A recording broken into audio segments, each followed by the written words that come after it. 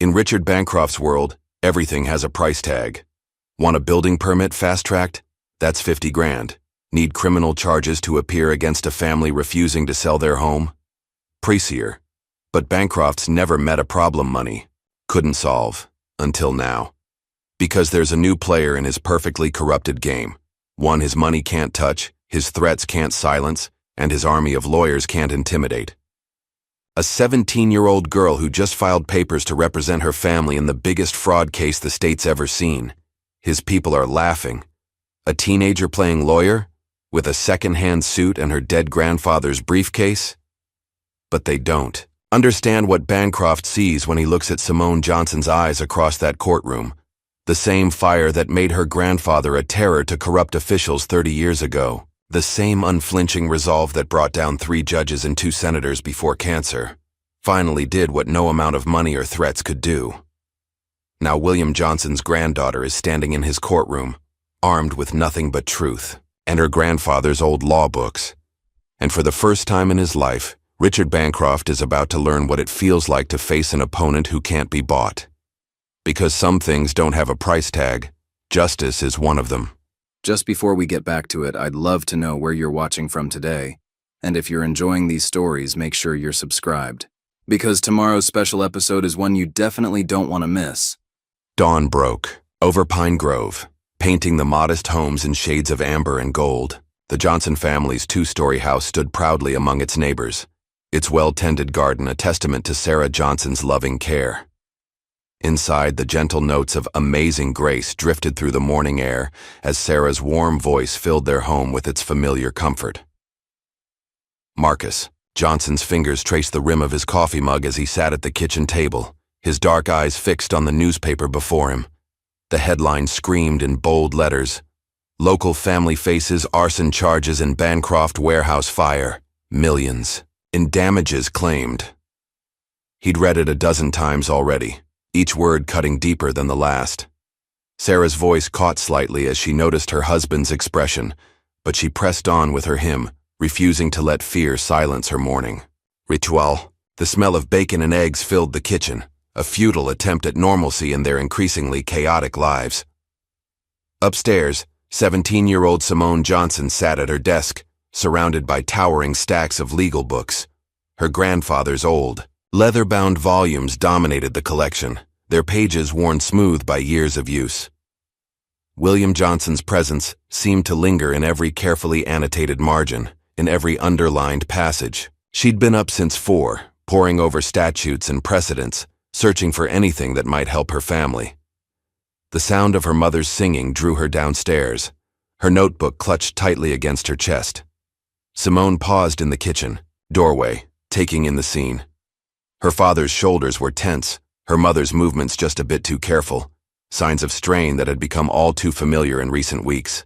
"Morning, baby," Sarah called out, managing a smile as she placed a plate of eggs on the table.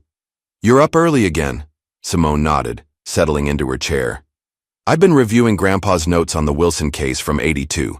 He defended a family against false accusations from a developer back then, too." She hesitated, then added, "Daddy, Mr. Patterson called last night."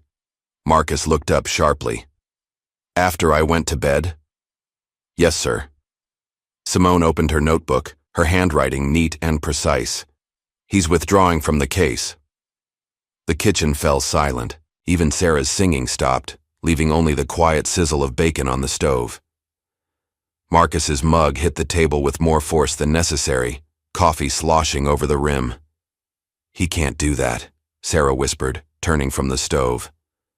"The trial starts in 3 weeks. He can't just abandon us now." Simone flipped through her notes. "He said he received threats. He wouldn't give details, but he mentioned it would be better for everyone if he stepped away." Her voice remained steady, but her hands trembled slightly. "I've already called every law firm in the directory. No one will take the case." Marcus stood abruptly, his chair scraping against the linoleum floor. "Henderson and Associates? Won't touch it. Mitchell's Group? Too busy, supposedly. Bradford and Peters? Won't return my calls." Simone closed her notebook. "Everyone's afraid of Bancroft. They won't say it directly, but that's the reason." Sarah moved to stand behind her husband, placing her hands on his shoulders. The gesture was familiar. She'd been his anchor for 25 years of marriage, through every storm they'd weathered together. "What are we going to do?" Marcus covered her hand with his own. "We'll figure something out. We always do." "I could."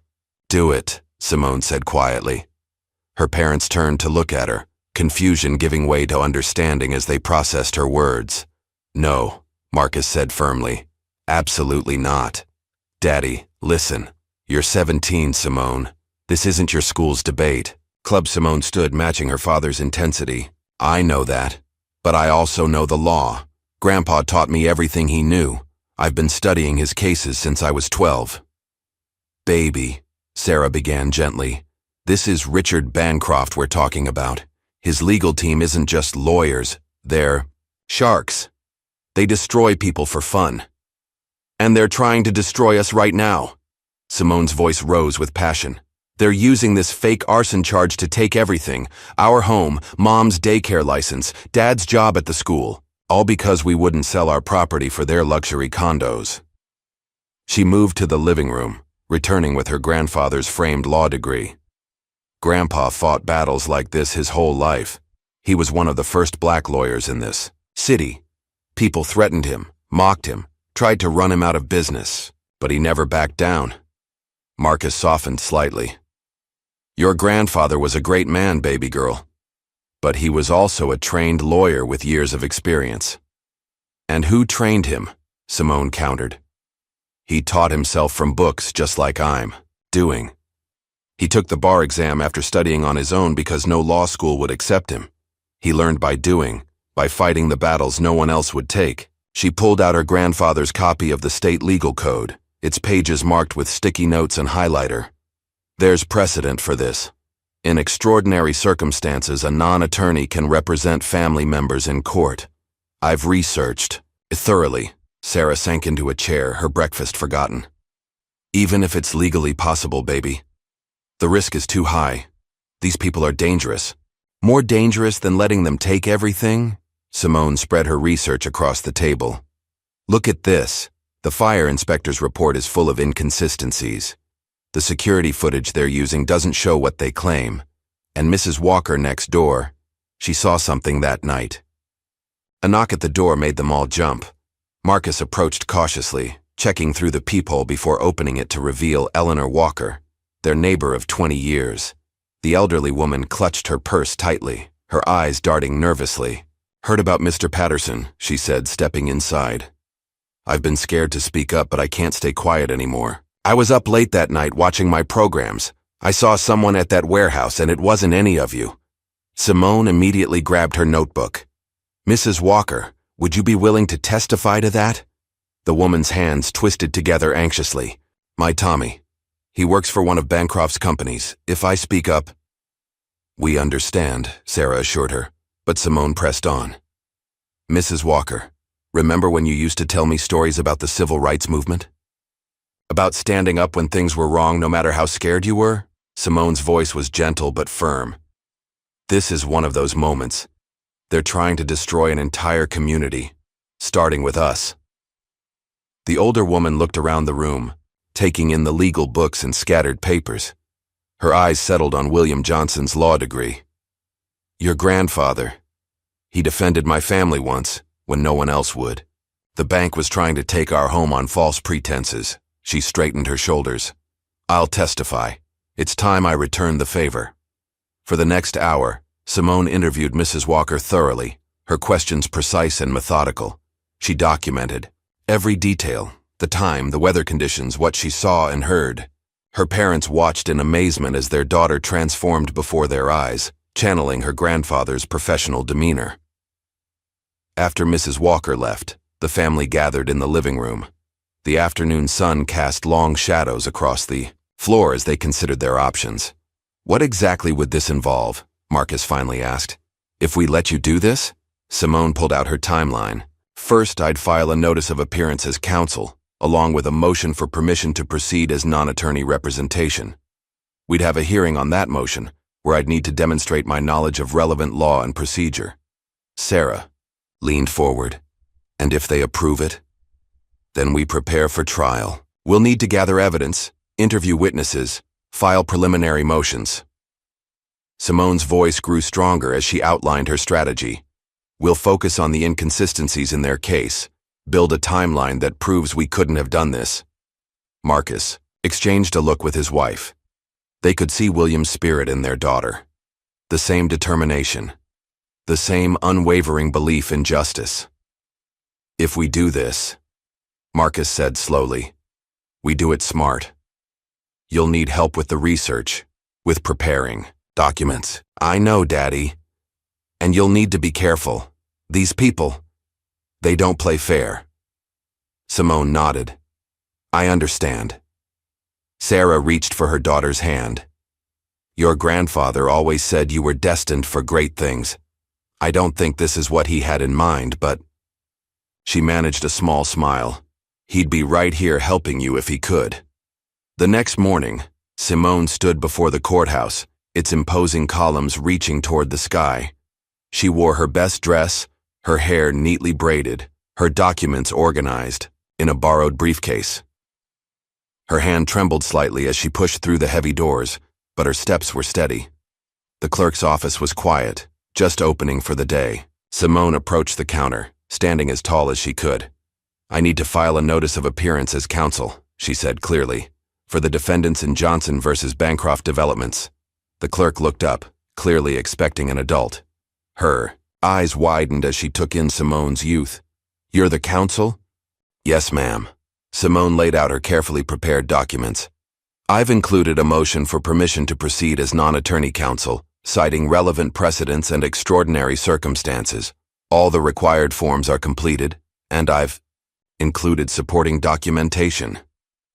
The clerk reviewed the papers slowly, her expression shifting from skepticism to curiosity. Everything appears to be in order. The hearing on your motion will be scheduled for next Monday at 9 a.m. Courtroom 3. Thank you. Simone gathered her copies, her heart pounding, but her voice steady. As she descended the courthouse steps, she noticed a sleek black car idling across the street. A man in an expensive suit watched her through tinted windows. Her spine stiffened, but she didn't break stride. Let them watch.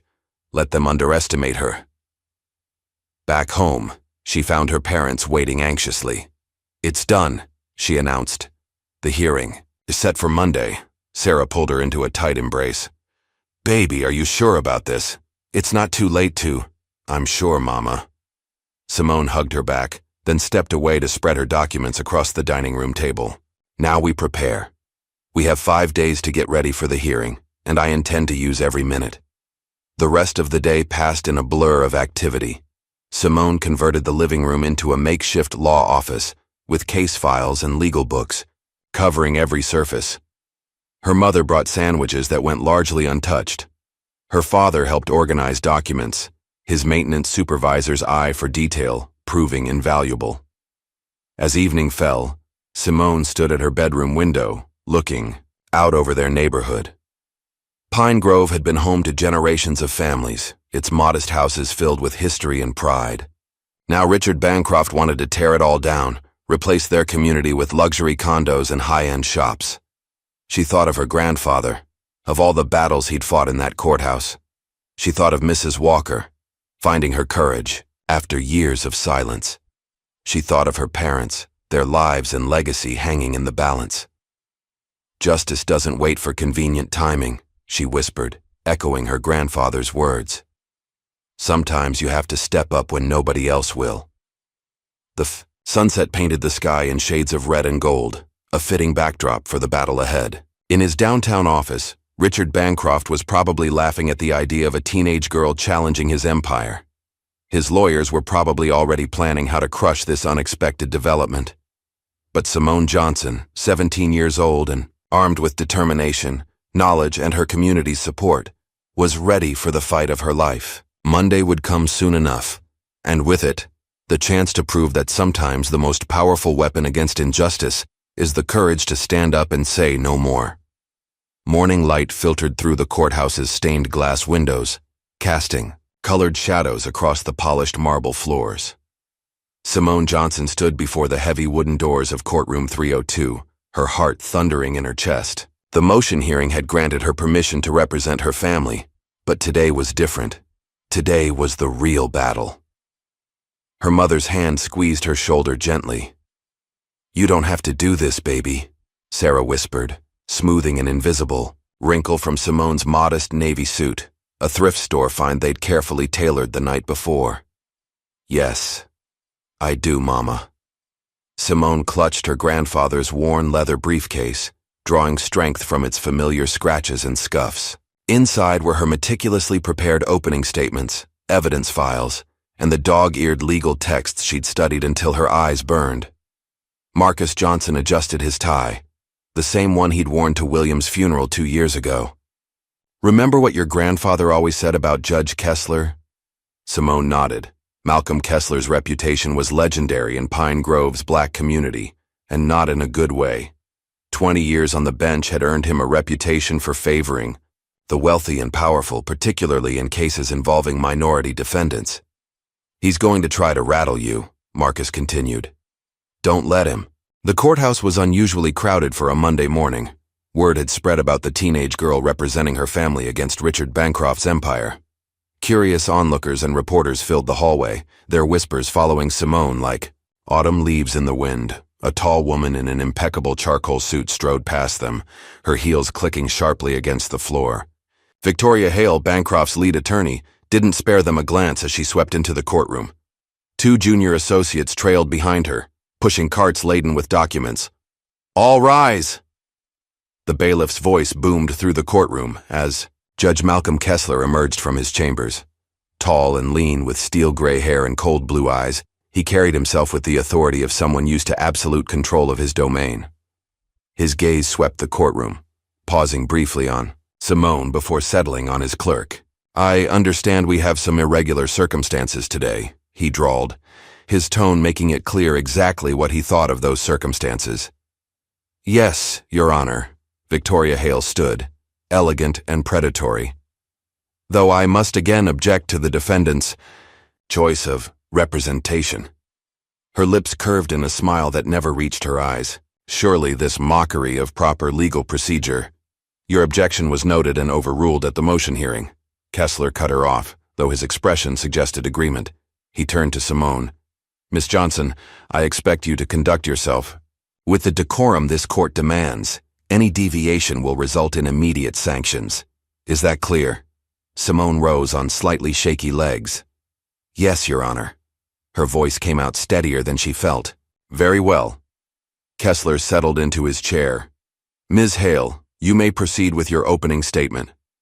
Victoria Hale moved to address the jury with practiced grace. "Ladies and gentlemen, this case is about accountability. On the night of September 15th, a fire destroyed a warehouse owned by Bancroft Developments, causing millions in damages and putting dozens of jobs at risk. The evidence will show that the Johnson family, facing financial difficulties and bitter about proposed community development, deliberately set that fire." She proceeded to outline a damning narrative.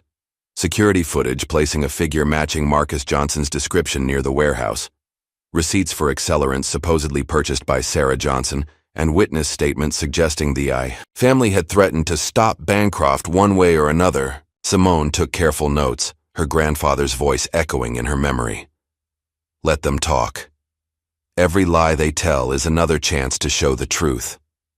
The prosecution will prove beyond any doubt," Hale concluded, "that the Johnson family chose destruction over progress, revenge over reason.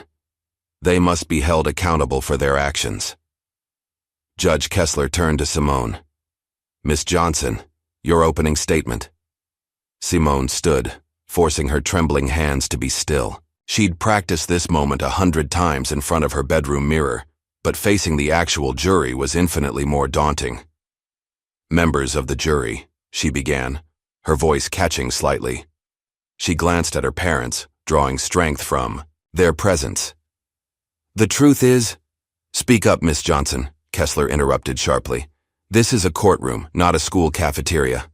Scattered laughter rippled through the gallery. Simone felt heat rise in her cheeks but lifted her chin and started again, louder this way. "The truth is simple. My family is innocent. The evidence Ms. Hale presented is fabricated, manipulated to frame honest people who dared to stand in the way of Richard Bancroft's plans. Objection. Hale rose smoothly. Argumentative and inflammatory. Sustained. Kessler's gavel cracked like a whip. Miss Johnson, contain your theatrical accusations. Simone adjusted her approach, remembering her grandfather's advice about hostile judges. The defense will prove that on the night of September 15th, the Johnson family was at home, hosting a prayer meeting with neighbors. We'll show that the security footage has been selectively edited, that the supposed receipts for accelerants don't exist, and that the witness statements Ms. Hale mentioned were obtained through coercion. Objection. Hale again. Sustained. Kessler glared at Simone. One more unfounded accusation of misconduct, Miss Johnson, and you'll be held in contempt. Simone pressed on, her voice growing stronger. Most importantly, we'll present evidence that the fire started in areas of the warehouse that would have been impossible for anyone to access from the outside. The truth will show that my family is being targeted not because of evidence, but because we refuse to sell our home to Bancroft Developments. She continued outlining their defense, watching the jurors' faces. Some seemed skeptical, others curious. One elderly woman in the back row nodded slightly, reminding Simone of Mrs. Walker. The prosecution wants you to see this case as being about accountability, Simone concluded. They're right, but not in the way they claim. This case is about holding the powerful accountable when they try to destroy innocent lives for profit. Thank you. She sat down, her heart racing. Her father squeezed her hand under the table. Ms. Hale, call your first witness, Kessler instructed. Victoria. Hale approached the podium. The prosecution calls James Morrison, head of security for Bancroft Developments. A broad-shouldered man in a security uniform took the stand. His testimony was polished, obviously rehearsed. He described the security systems, the regular patrols, and the events of September 15th. And you personally observed someone matching Marcus Johnson's description near the warehouse that night? Hale asked. Objection. Simone stood. The witness's statement contradicts his initial report to police, which noted that visibility was too poor to identify any individuals. Kessler's eyes narrowed. Miss Johnson, are you planning to impeach this witness? Yes, Your Honor. I have his signed police statement. Then save it for cross-examination. Objection overruled. Morrison continued his testimony, each word driving another nail into the case against her family. Simone documented every inconsistency, every slight variation from his previous statements. When Hale finished, Kessler turned to Simone. Your witness, Miss Johnson. Simone approached the podium, her notes ready. Mr. Morrison, you testified that you saw someone matching my father's description at 11:45 p.m., correct?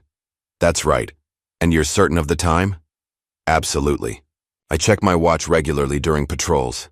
Simone pulled out a document. I have here your time card from September 15th showing you clocked out at 11:30 p.m.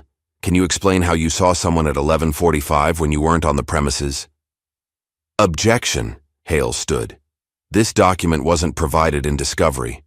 Because the prosecution didn't provide Mr. Morrison's employment records as requested, Simone countered. We obtained them through a subpoena last week. Kessler scowled. Approach the bench, both of you. Simone walked forward, intensely aware of how young she must look next to Victoria Hale's polished professionalism. Miss Johnson, Kessler practically spat her name. I won't have you playing games in my courtroom. This kind of ambush, Your Honor, Simone interrupted, immediately regretting it as Kessler's face darkened. The prosecution failed to provide requested documents. We followed proper procedure to obtain them independently, under Rule 37 of, don't quote rules to me, young lady. I've been practicing law since before your parents were born. Then you know I'm right, Simone said quietly, holding his gaze. The silence stretched for a moment before Kessler growled. I'll allow it. But watch yourself, Miss Johnson. My patience has limits. Back at the podium, Simone pressed on. Mr. Morrison, would you like to revise your testimony about the time? The security guard glanced at Victoria Hale, who was writing something furiously on a legal pad. I might have been mistaken about the exact time. Might have been? Simone pushed. Just like you might have been mistaken when you claimed to definitely identify someone in conditions you previously described as too dark to see clearly? Objection? Argumentative? Sustained. Kessler's tone could have frozen water. Miss Johnson, conduct yourself properly, or this cross-examination is over. Simone adjusted her approach, methodically exposing the contradictions in Morrison's testimony without directly challenging him. By the time she finished, his credibility was noticeably damaged. As Morrison stepped down, Simone caught Victoria Hale watching her with new intensity. The message was clear. The kid gloves were coming off. The prosecution calls Sandra Martinez, Hale announced. A nervous-looking woman took the stand. Simone recognized her. She worked at the hardware store where Sarah Johnson had supposedly purchased accelerants. Hale walked Martinez through her testimony about selling specific chemicals to Sarah, producing a receipt as evidence. Simone waited, letting the prosecution build their narrative. During cross-examination, Simone established that Martinez hadn't actually been working on the day in question. She'd been at her daughter's graduation. The receipt, when examined closely, showed signs of alteration. Miss Johnson, Kessler warned as Martinez began to cry under questioning. Badgering witnesses will not be tolerated. I'm simply establishing the truth, Your Honor. Simone turned back to Martinez. Ms. Martinez, did anyone pressure you to testify today? Objection. Withdrawn, Simone said quickly, but the damage was done. Martinez's expression had already answered the question. The day continued with a parade of prosecution witnesses, each one carefully prepared but carrying subtle inconsistencies that Simone methodically exposed. She could feel the jury's attitude shifting, see the growing frustration in Victoria Hale's perfect posture. Judge Kessler grew increasingly hostile, sustaining almost every prosecution objection while overruling most of Simone's. But she persisted, her grandfather's teachings guiding every question. By late afternoon, even the spectators could sense that the prosecution's case wasn't as solid as it had appeared. Victoria Hale's smooth confidence showed hints of strain, while Simone's nervous energy had transformed into focused determination. Court is adjourned until 9 a.m. tomorrow, Kessler announced finally. Miss Johnson, I expect you to review proper courtroom procedure before we reconvene. This is not a high school mock trial. As the gallery emptied, Simone felt her mother's arms wrap around her. You did good, baby, Sarah whispered. Your grandfather would be so proud. Marcus nodded, his eyes suspiciously bright. You stood your ground. Not many people do that with Kessler. Simone began gathering her documents, her hands shaking now that the adrenaline was wearing off. Through the courtroom windows, she could see Richard Bancroft himself standing by a sleek car, speaking intensely with Victoria Hale. This is just the beginning, she murmured, watching them. They're going to hit back hard tomorrow. Then we'll hit back harder, Marcus said firmly. Together. As they left the courthouse, reporters called out questions, cameras flashing. Simone kept walking, her head high. She'd scored some points today, but tomorrow would bring new challenges. Victoria Hale wouldn't underestimate her again, and Judge Kessler would only become more difficult. But for now, she had hope. She'd seen it in the jurors' faces, doubt about the prosecution's case, interest in her cross-examinations. She'd seen it in Victoria Hale's growing frustration and in Richard Bancroft's unscheduled appearance. Most importantly, she'd felt it in herself. The terrified teenager who'd walked into court that morning was gone. In her place stood someone stronger, someone who could fight for justice just as her grandfather had done. As they drove home, Simone reviewed her notes for tomorrow, preparing for the battles ahead. The sunset painted the sky in shades of purple and gold, a fitting end to a day that had changed everything. She thought of Judge Kessler's contempt, of Victoria Hale's subtle threats, of Richard Bancroft's cold stare. They thought they could break her, wear her down, force her to give up, They were wrong.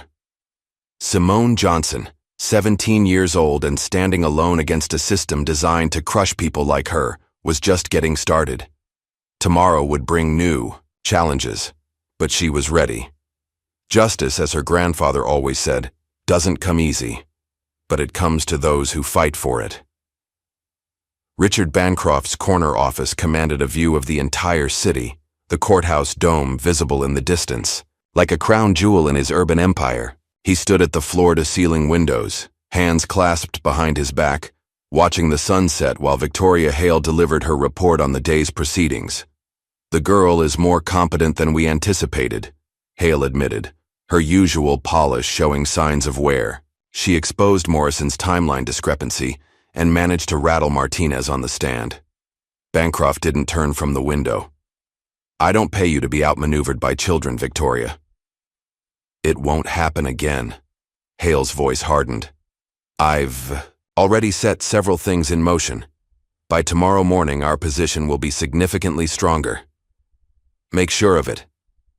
Bancroft finally faced her, his expression cold. "I didn't spend 20 years building this empire to have it threatened by some teenage crusader with her grandfather's law books." In his private conference room down the hall, a meeting was already underway. City officials, carefully chosen, for their flexibility when it came to ethics, sat around a mahogany table as thick envelopes were distributed. "Consider this a gesture of appreciation for your continued support," Bancroft's assistant explained smoothly. "Mr. Bancroft understands the challenges of public service and wants to ensure you can focus on what's best for the city." One official, newer to the game, shifted uncomfortably.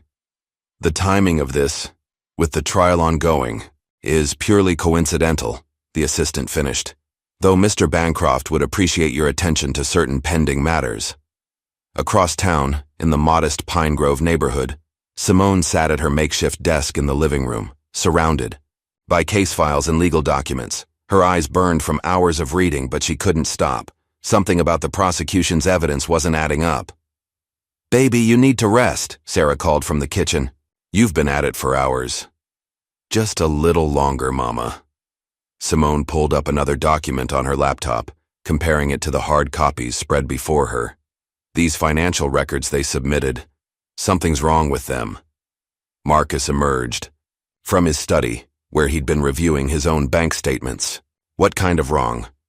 "The transactions they're using to prove we bought materials for the fire." Simone traced the numbers with her finger.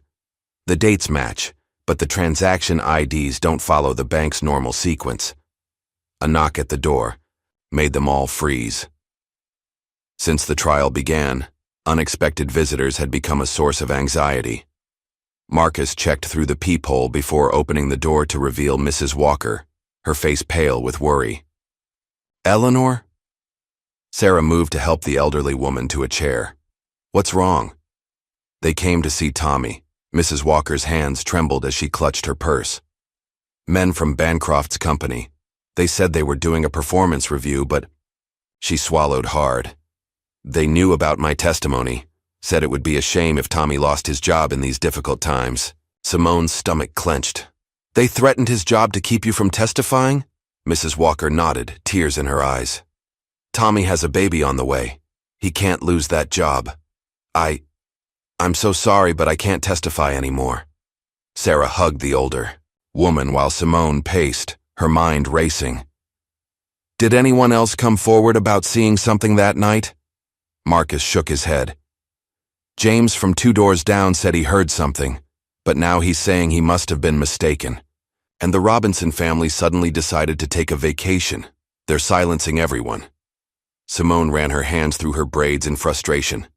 How are we supposed to fight back when they can just buy or threaten every witness? Her phone buzzed with a text from her friend Ashley, a junior clerk at the courthouse. "Check your email. Fast." Simone opened her laptop, clicking on the new message. Her eyes widened as she read. "The prosecution just filed an emergency motion. They're claiming to have new evidence, surveillance footage from a second camera, and updated financial records." "But that's good, right?" Sarah asked. "If they're submitting new evidence, we get time to review it." "Usually, yes." Simone was already pulling up legal references, But they're requesting an expedited hearing tomorrow morning before the trial resumes.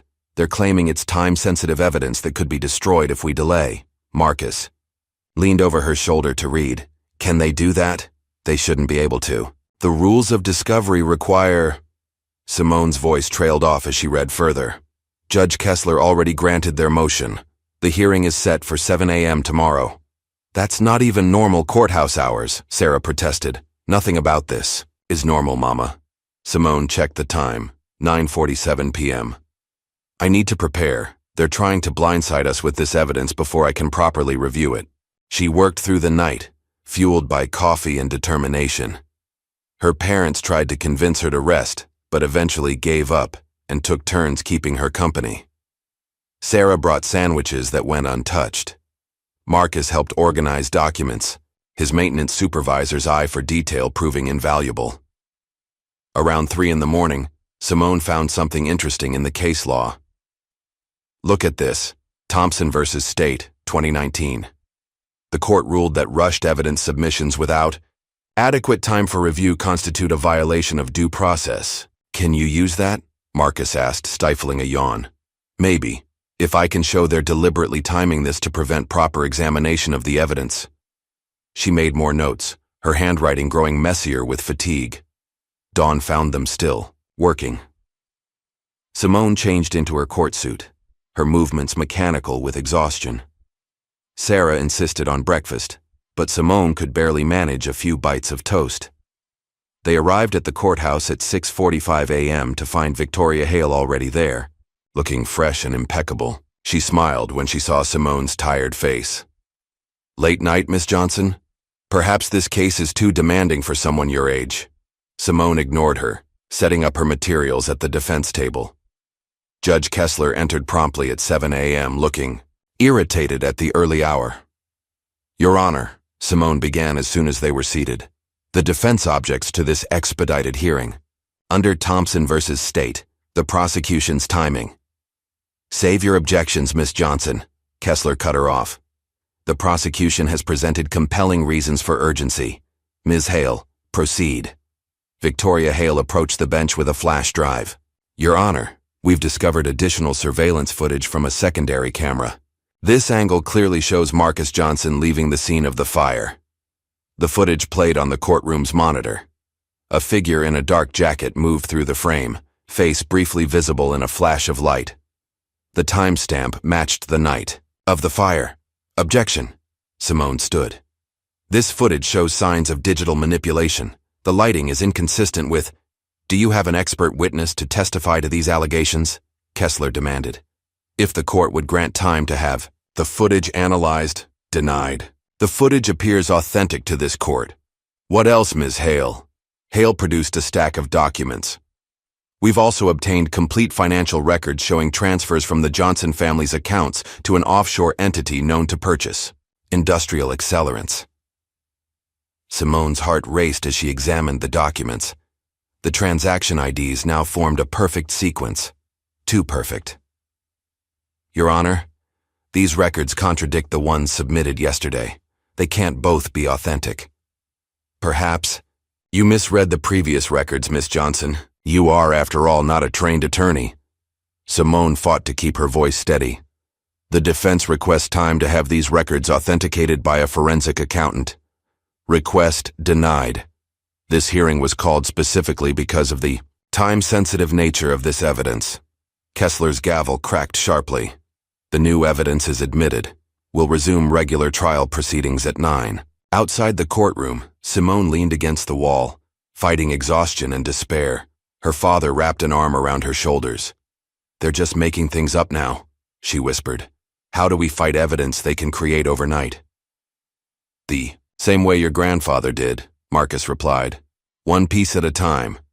What are they trying to hide with all this rushed evidence? Simone straightened, her mind starting to clear. You're right. They're trying to bury something. But what? She pulled out her phone, texting Ashley. Need help. Can you check something? The response came quickly. Break room in 10 mins. Bring coffee. Simone found Ashley in the courthouse break room, nervously checking over her shoulder.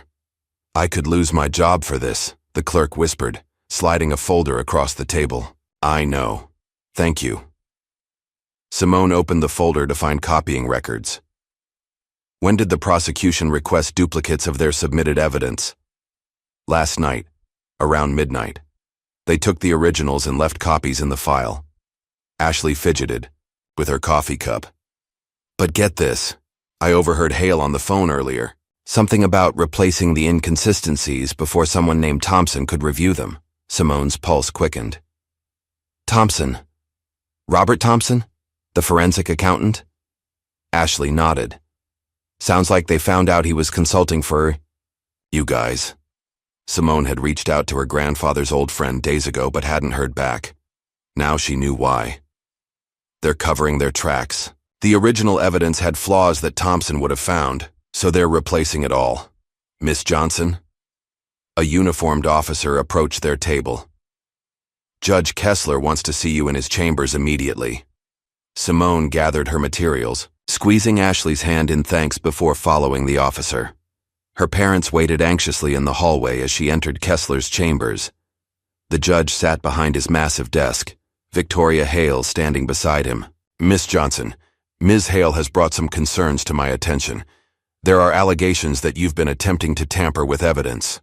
What? Simone's exhaustion vanished in a surge of anger. That's completely false.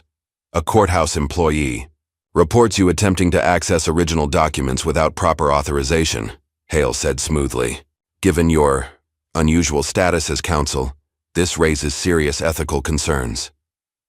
I was reviewing copies, which I have every right to do. Simone fought to keep her voice level. And if we're discussing ethical concerns, perhaps we should address the prosecution's midnight evidence swap. Kessler's face darkened.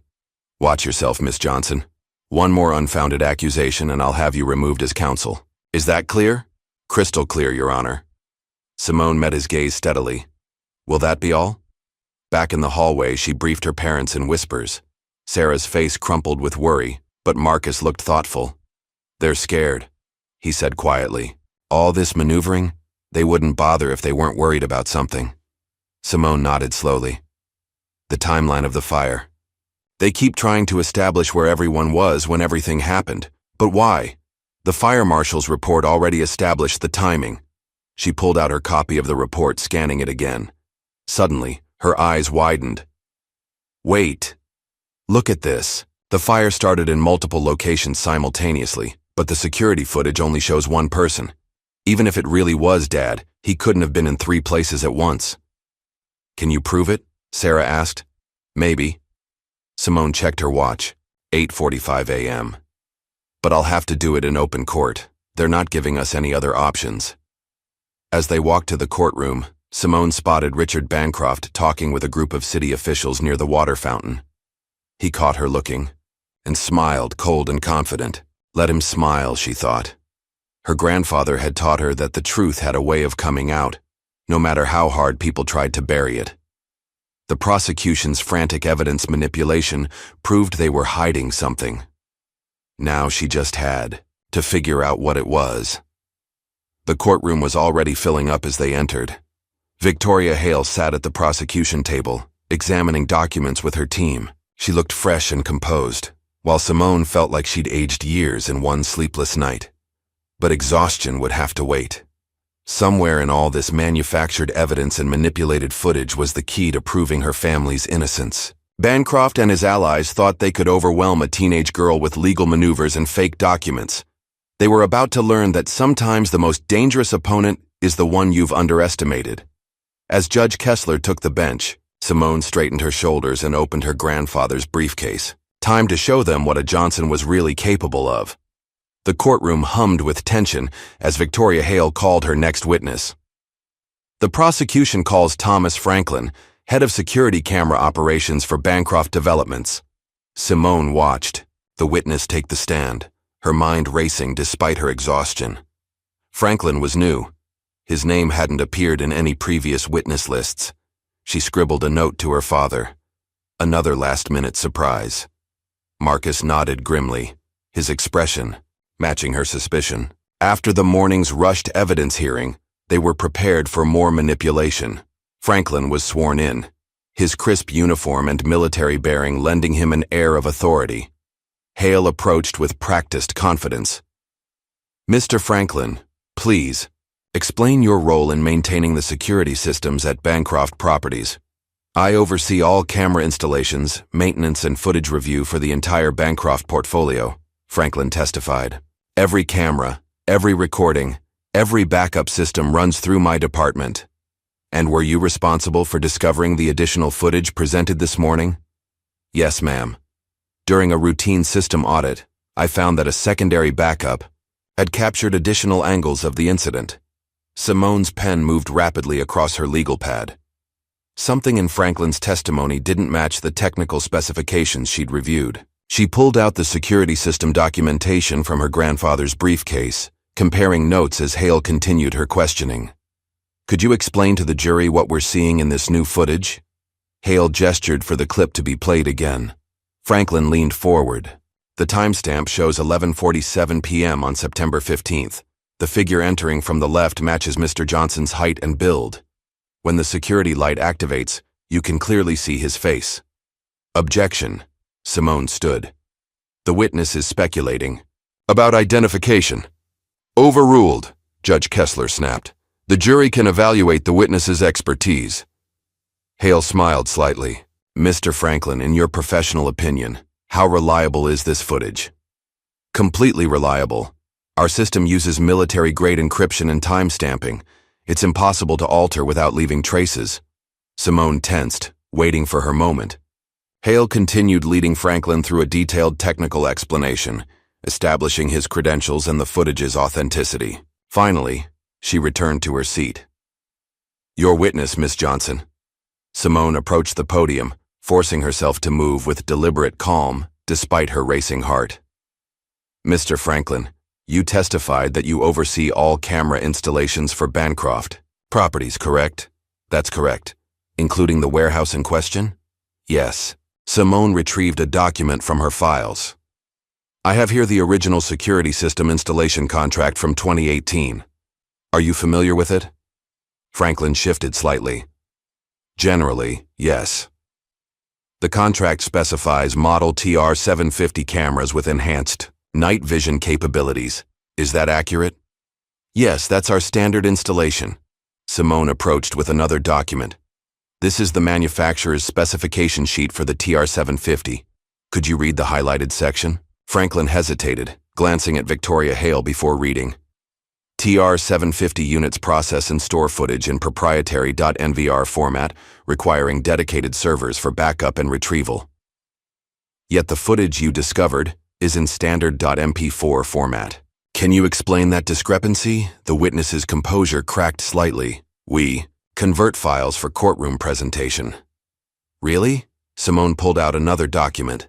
"Because according to the TR-750 manual, format conversion destroys the encrypted timestamp data you just testified was impossible to alter.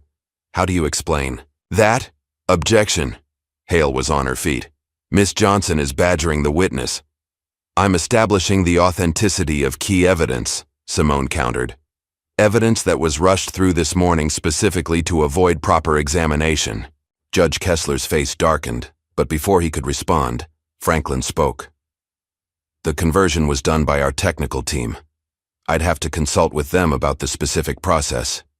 The same technical team that somehow missed this secondary backup for 3 months, only finding it the night before a crucial testimony," Simone pressed. "Mr. Franklin, when exactly were you hired by Bancroft Developments?" The witness swallowed hard. 2 weeks ago." A murmur ran through the courtroom. Simone let the implications sink in before continuing. "So you weren't actually present for the system installation you just testified about?" "I reviewed the documentation." "Did you review it before or after the prosecution contacted you to testify?" "Objection," Hale nearly shouted. "Counsel is impugning the witness's integrity." The witness impugned his own integrity by claiming first-hand knowledge of events that predated his employment, Simone responded. "I move to strike his entire testimony as perjury." The gallery erupted in whispers. Judge Kessler banged his gavel repeatedly. "Order. Miss Johnson, approach the bench." You too, Ms. Hale. As they approached, Kessler's face was almost purple with rage. Miss Johnson, you are treading on very thin ice. Your Honor, Simone kept her voice steady. The prosecution presented a witness who falsely claimed direct knowledge of critical evidence. This goes beyond aggressive tactics into outright fraud. These are serious allegations, Hale interjected, smoothly. Perhaps Miss Johnson's youth and inexperience are leading her to see conspiracy where there's merely miscommunication. There's nothing miscommunicated about perjury, Simone shot back. The prosecution is deliberately presenting false testimony. Kessler glared at both attorneys. Step back. I'll review the testimony and rule on the motion to strike. As they returned to their tables, Simone caught her father's proud smile. She'd scored a direct hit, and everyone knew it. Victoria Hale's perfect composure showed cracks as she whispered intensely with her team. After a tense few minutes, Kessler spoke. The witness's testimony regarding systems predating his employment is stricken. The jury will disregard those portions. However, his authentication of the recent footage stands. It wasn't a complete victory, but Simone had planted seeds of doubt about the prosecution's evidence. She noticed several jurors watching Franklin with newfound skepticism as he left the stand.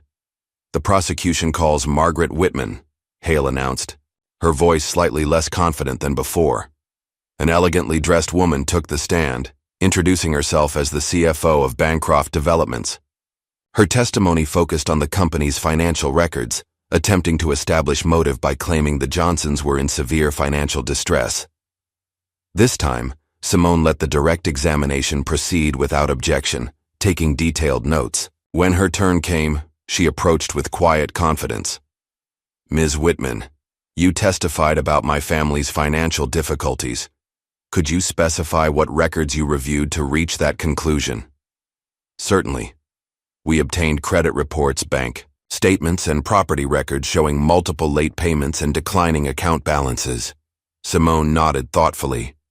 And when did you obtain these records? During our standard due diligence process when evaluating properties for acquisition. You mean when Bancroft Developments was trying to buy our house? Objection. Hale stood. Relevance goes to motive, Your Honor, Simone replied. The prosecution claims we were in financial distress. I'm establishing the timeline of their knowledge. Kessler frowned but nodded. Proceed. Simone turned back to Whitman. So you reviewed our financial records as part of a potential property purchase. When was that? Approximately 6 months ago. Before or after my parents declined Bancroft's offer? The CFO's expression tightened. Before. And did you conduct any further financial review after they refused to sell? Not directly. Simone retrieved another document. I have here a credit inquiry notice showing Bancroft Developments accessed my parents' records 3 more times after they declined the offer. Why was that necessary? Whitman glanced at Victoria Hale before answering. Standard procedure, Sabatpar. It's standard procedure to run credit checks on people who've already refused to sell? Or was Bancroft Developments looking for financial pressure points? Objection! Hale was on her feet again. Argumentative. Sustained. Kessler glared at Simone. Watch yourself, Miss Johnson. But Simone had made her point. The jury could see the connection between Bancroft's failed acquisition attempt and the sudden scrutiny of the Johnson family's finances. She shifted tactics. Ms. Whitman, you mentioned late payments in our accounts. Could you specify which payments? Your mortgage was late twice in the past year. Simone pulled out bank records.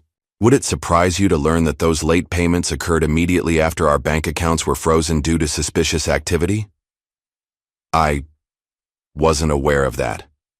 The same suspicious activity that the bank later confirmed was due to external attempts to access our accounts. Simone pressed. Attempts that originated from IP addresses registered to Bancroft Developments? The courtroom erupted again. Victoria Hale was on her feet, objecting furiously, but the damage was done. The jury had heard the connection between their financial troubles and Bancroft's interference. Judge Kessler called a 15-minute recess. As the gallery emptied, Simone felt a hand on her shoulder. She turned to find Mrs. Walker standing there, tears in her eyes. I'm so sorry, I almost backed out, the elderly woman whispered. Watching you fight like this, it reminds me of your grandfather. He never let them intimidate him either.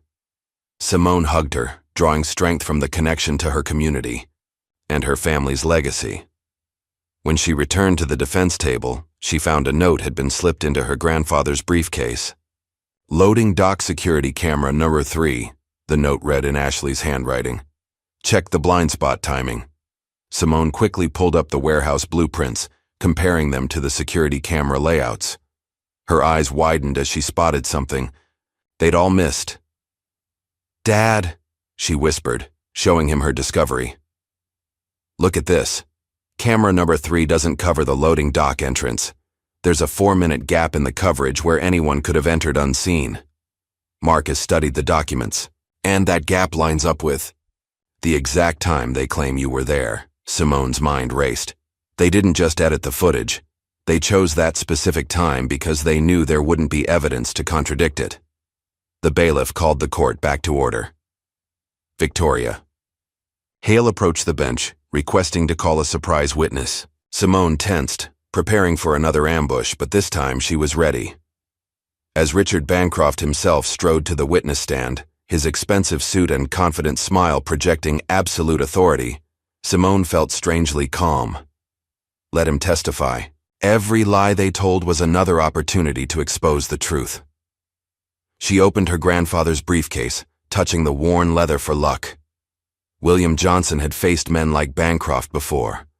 Wealthy, powerful men who thought their money put them above the law. He'd taught her that justice doesn't bow to power.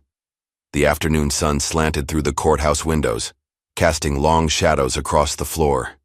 In those shadows, Simone could almost see her grandfather standing beside her, ready to help her fight one more battle for justice. Victoria Hale began her questioning, but Simone barely heard her. She was focused on her notes, on the patterns emerging from all the prosecution's carefully constructed evidence. They'd been so focused on creating a perfect narrative that they'd forgotten one crucial detail. The truth doesn't need to be perfect. It just needs to be true. As Bancroft testified about his company's legitimate business practices and community development plans, Simone allowed herself a small smile. The man who thought he could crush a teenage girl with manufactured evidence and bought testimony was about to learn a hard lesson about underestimating his opponents. The truth, as her grandfather always said, has a way of coming out. Sometimes it just needs someone brave enough to help it along. The email arrived at 2:47 a.m., its sender hidden behind layers of anonymity. Simone sat alone in her family's darkened living room, the laptop's glow illuminating her tired face as she read. I worked in Bancroft's financial department for 6 years. I have proof the warehouse fire was insurance fraud. Meeting must be in person. Tomorrow, 5 a.m., Riverside Park near the old carousel. Come alone. Her finger hovered over the delete button. This could be a trap, another of Bancroft's manipulations. But after today's revelations about the security camera blind spots and financial interference, she couldn't ignore any potential lead. The house creaked, making her jump. Her parents' bedroom door opened upstairs, and Sarah's worried voice carried down, "Simone, baby, are you still up?" "Just reviewing some documents, Mama," she called back, quickly closing the email. Her mother didn't need more reasons to worry. Dawn was breaking over Riverside Park as Simone approached the carousel, her grandfather's briefcase clutched tightly. The morning fog rolled in from the river, shrouding the area in gray mist. Her heart pounded as a figure emerged from the shadows. Miss Johnson. The man was middle-aged, unremarkable in his brown suit and wire-rimmed glasses. "Thank you for coming. I'm Michael Peterson." Simone maintained her distance. "You worked for Bancroft?" "Until last week." Peterson glanced nervously over his shoulder. "What I'm about to show you, it could get me killed. But I can't stay quiet anymore." He pulled a flash drive from his pocket, along with a stack of documents. The warehouse fire wasn't random. Bancroft planned it months ago. The building was insured for 3 times its value through shell companies. Here's the proof. Simone accepted the documents with trembling hands. Internal memos, insurance policies, bank transfers, a paper trail leading directly to Richard Bancroft. Why? She asked. Why frame my family? 2 birds, 1 stone. Peterson's voice was bitter. Collect the insurance money and eliminate the biggest obstacle to his development plans. Your family's resistance was inspiring others to stand against him. He needed to make an example of you. Movement in the fog made them both tense. I have to go, Peterson whispered. Be careful who you trust. Bancroft has people everywhere. He melted back into the mist, leaving Simone alone with explosive evidence and mounting fear.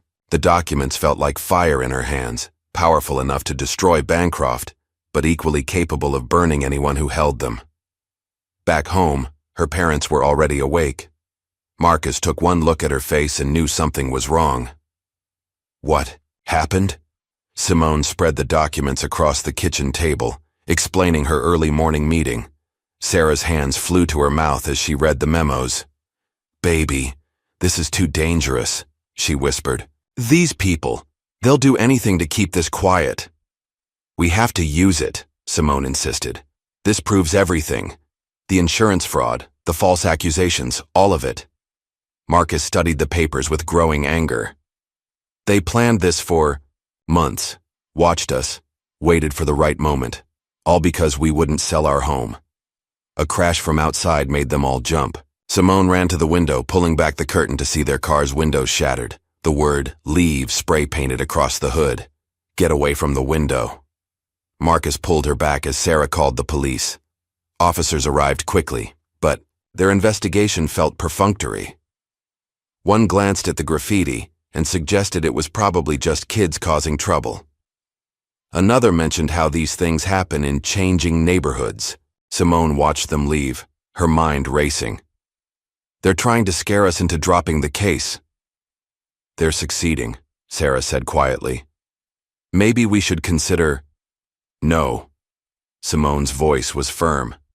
This is exactly what Bancroft wants. Fear is his weapon. We can't let him win. She spent the morning preparing to present the new evidence, knowing Bancroft's team would fight to keep it out. The courthouse felt different as she approached, more ominous. Every passing face could be watching, reporting back to Bancroft. Victoria. Hale was waiting outside courtroom 302, her smile sharp as a knife. Miss Johnson, I heard about your car. Such a shame.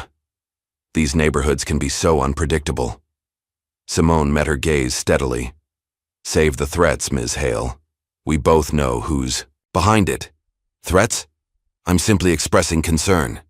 Hale stepped closer, dropping her voice. Although speaking of concern, I'd be very careful about presenting any questionable evidence today. Fabricated documents are a serious offense. Nothing's fabricated, but you'd know all about that, wouldn't you? Before Hale could respond, the bailiff called them into court. Judge Kessler was already scowling as Simone approached the bench. Your Honor, the defense has obtained new evidence proving Mr. Bancroft orchestrated the warehouse fire as part of an insurance fraud scheme. The courtroom erupted in murmurs. Hale was on her feet instantly. Objection! These outrageous allegations are supported by extensive documentation, Simone continued, presenting copies of Peterson's evidence. Internal memos, insurance policies, bank records. These documents are obviously fabricated, Hale interrupted. The defense is attempting to introduce fraudulent evidence. The documents can be authenticated, Simone argued. Their metadata and paper trail. Enough! Kessler's gavel crashed down. Miss Johnson, approach the bench. Ms. Hale, you too. Up close, Kessler's face was mottled with rage. Young lady, you are treading on extremely thin ice. These accusations against a respected businessman are true, Simone said firmly, and I can prove it. Your Honor, Hale interjected smoothly, setting aside the dubious origins of these documents, their late introduction would unfairly prejudice the jury. The prosecution has introduced last-minute evidence multiple times, Simone countered, including this morning's rushed hearing. That evidence was properly authenticated, Kessler snapped. These documents are inadmissible. One more attempt to present them, and I'll hold you in contempt. Is that clear? Simone returned to the defense table, her mind working furiously. They'd expected this. Bancroft's influence over Kessler was well known. But there had to be another way to get the truth out. She began her cross-examination of Bancroft's insurance adjuster, carefully laying groundwork. Mr. Stevens, you testified that the warehouse was insured for $12 million. What was its assessed value? Objection. Hale stood. Relevance. Goes to motive, Your Honor. The prosecution opened this door by discussing financial matters.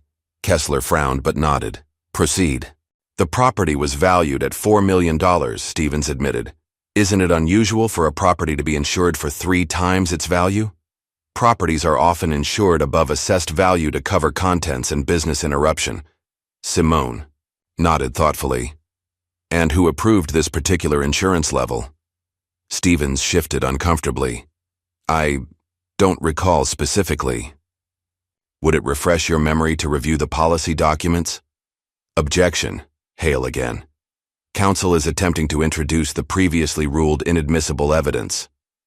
I'm referring to the insurance documents already in evidence, Simone corrected. Prosecution Exhibit 23. She had him. The official policy documents couldn't be reconciled with Peterson's evidence without exposing the fraud.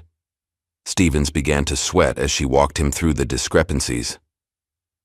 A commotion at the back of the courtroom interrupted her questioning. Michael Peterson burst in, his face bloody, his suit torn. I have to testify, he shouted.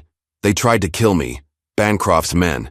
2 deputies grabbed him as Judge Kessler ordered the jury to disregard the outburst, but the damage was done. The jurors had seen Peterson, had heard his accusations. Some were whispering, connecting his appearance to the documents Hale had fought so hard to suppress.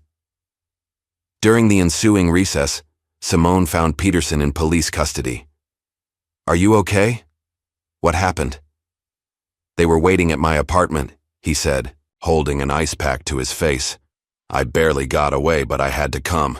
The people need to know the truth. Mr. Peterson. Victoria Hale's voice was cold as she approached. I wonder if you've considered the consequences of perjury, your history of mental health issues, your gambling debts.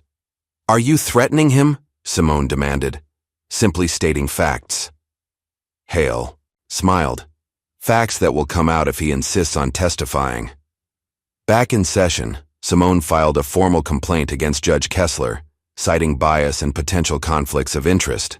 It was a risky move, but Peterson's appearance had given her an opening. Your Honor, given Mr. Peterson's allegations and the pattern of witness intimidation, I move for an immediate investigation into... Miss Johnson, Kessler's face was purple. I warned you about these baseless accusations. Your Honor!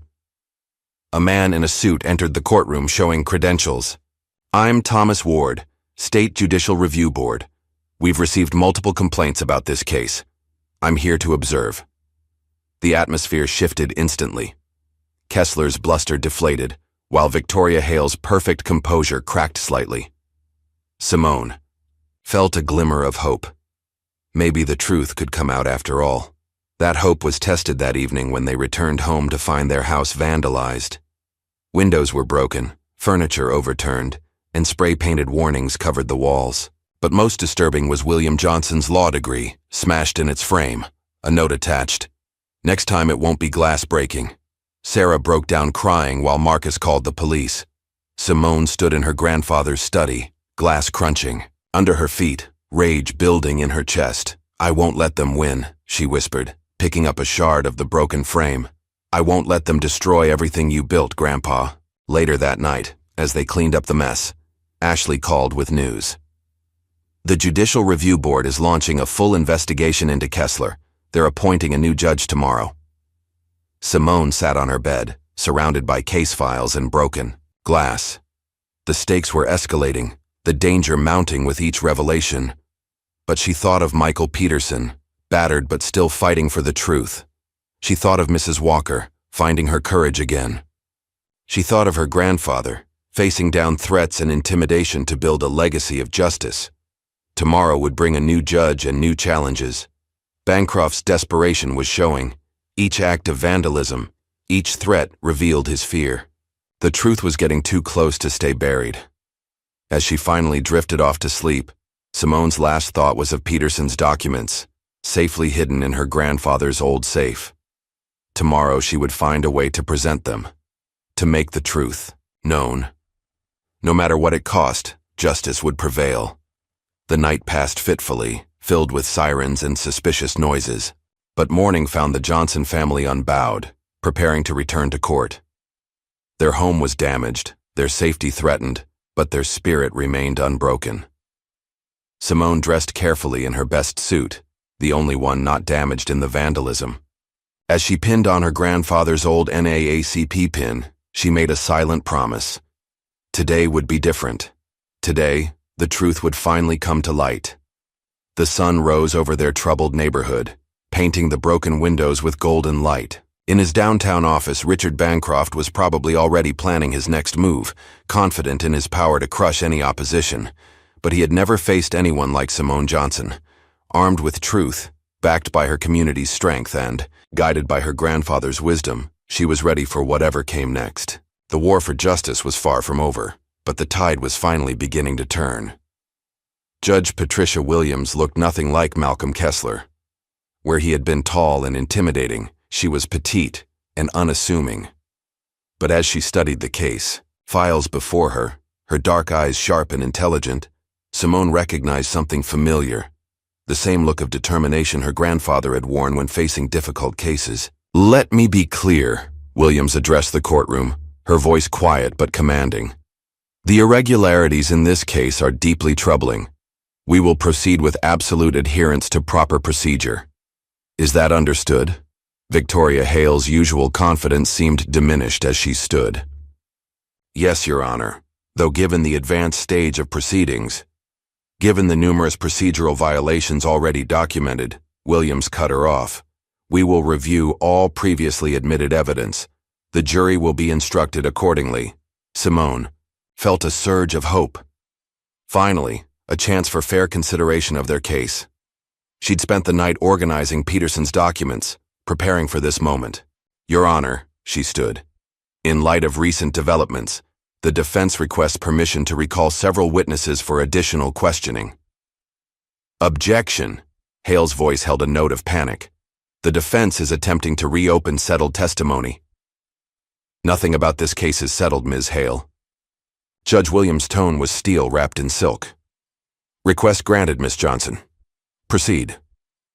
Simone approached the podium, her grandfather's briefcase feeling lighter today.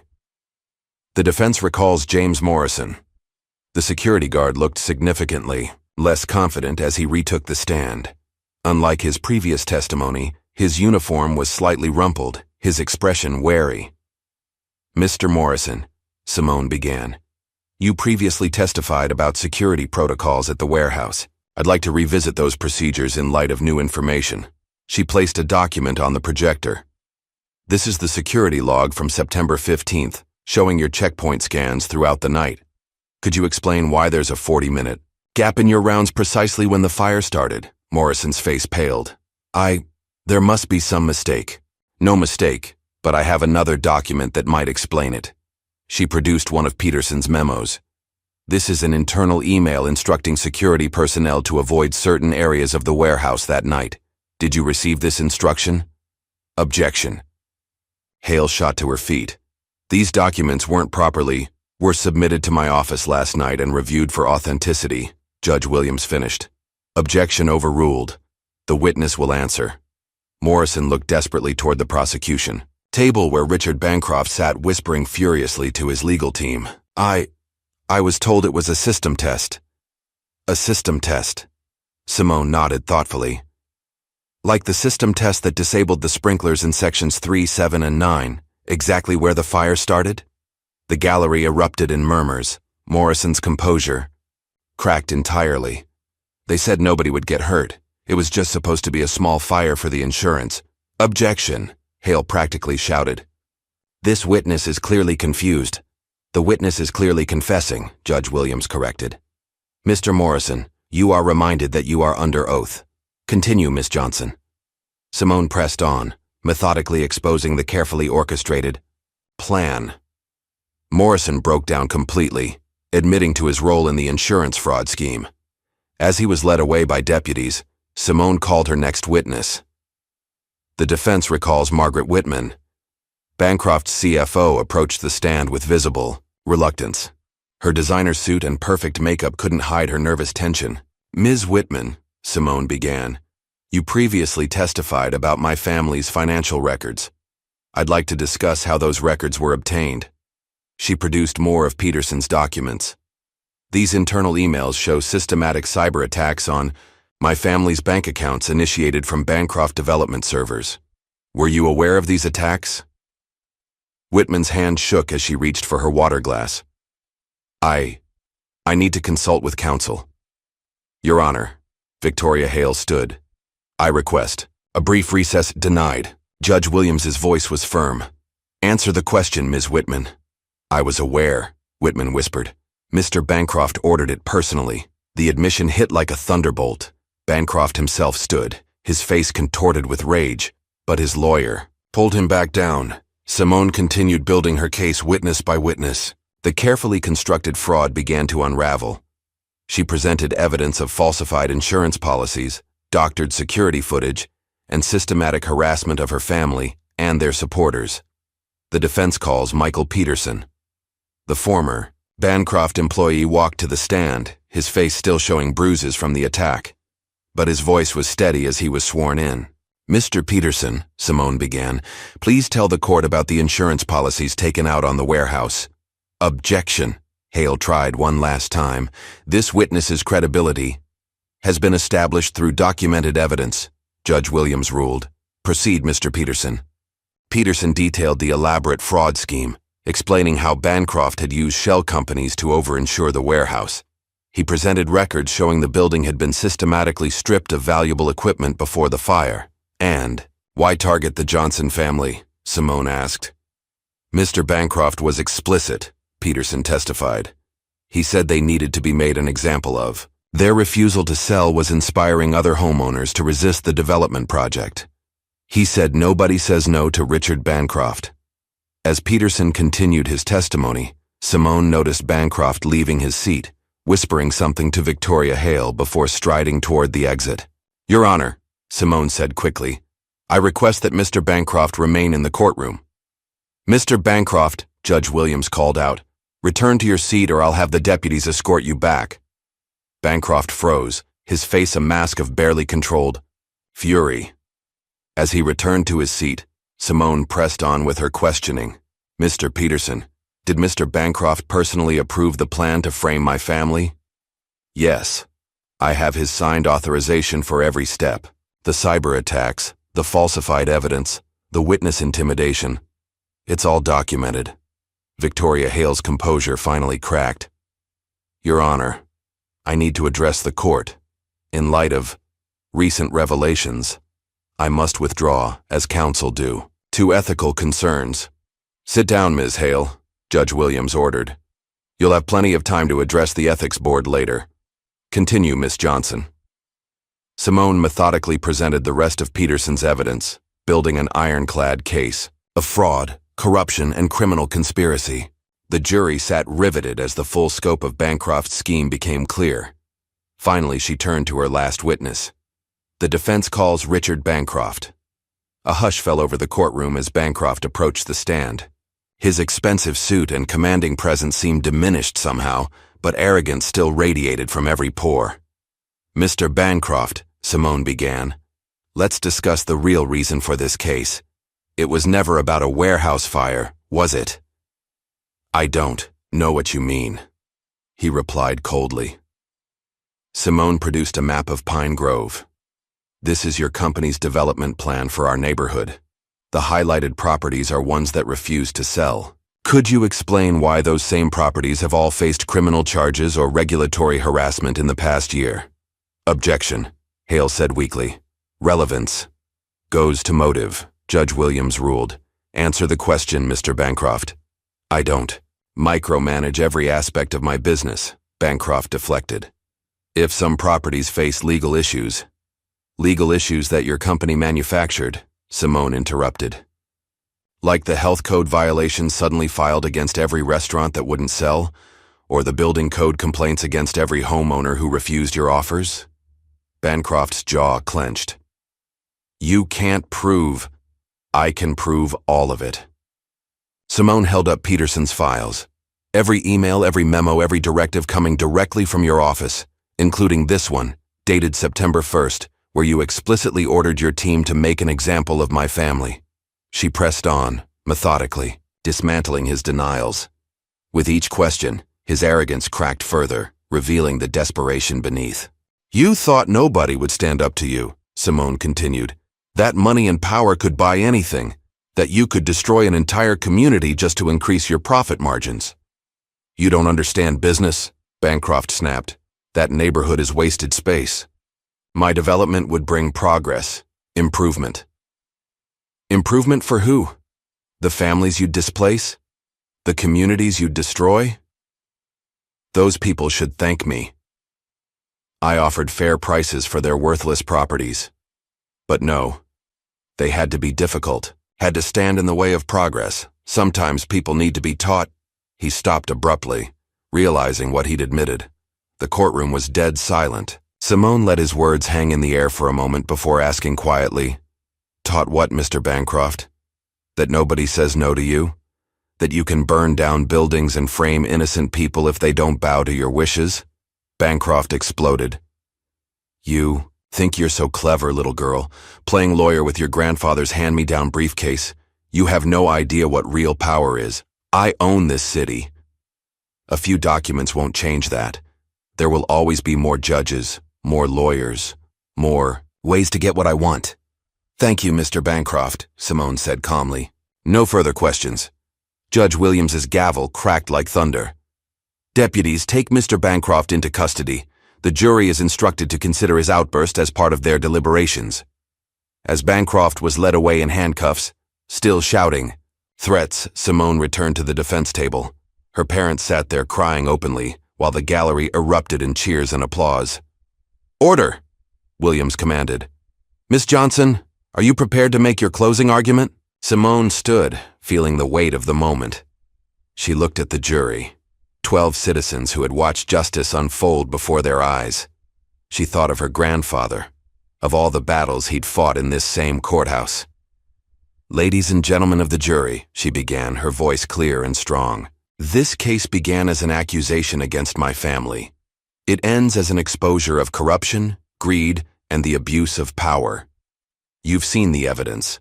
You've heard Mr. Bancroft's own words. The choice before you isn't just about guilt or innocence.